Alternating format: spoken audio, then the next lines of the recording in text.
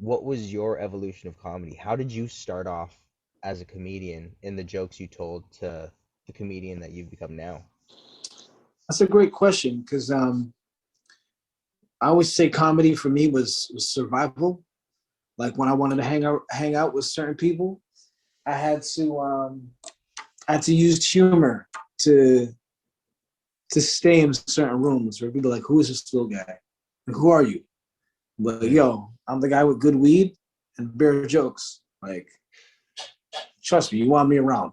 I'm a funny guy, I'll make you laugh. I'm gonna mm, smoke some great weed. And and I'm speaking like when I used to want to rap when I was younger, in my teens and my early 20s. And I would be in these studios and everyone's like, yo, who's this little Filipino kid here just hanging out? Like, people would try to bully me sometimes, but then I always had enough humor in me to people to be like, nah, we like this kid. This guy's got jokes. You can hang around, and you got that loud, so just chill, you know.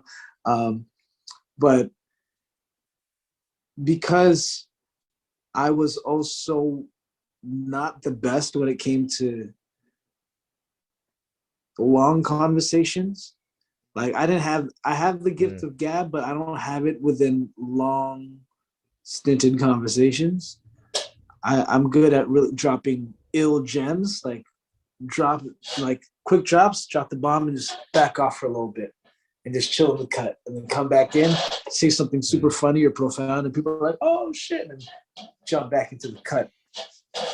So that was kind of like my style of comedy, whereas I didn't say much, but I made sure when I did say something that it really left a mark. Because I didn't Mm. like saying things that missed.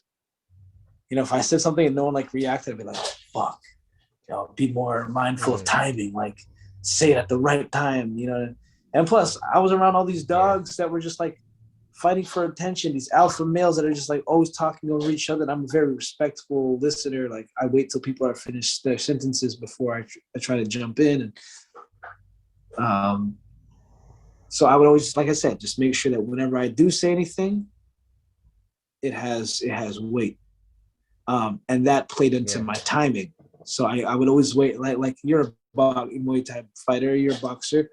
Sometimes it'll look like a guy's getting hit the whole time in a round, and all he's doing is just feeling how this person throws the punches. So you could find that little gap in between their rhythm to throw your counter in between movements, and Hmm. that's what I would do. I would like sit there and just wait for that perfect opportunity within that moment of I've silence. never heard it in this analogy, You know what I mean? comedy and Muay Thai. This is an interesting point.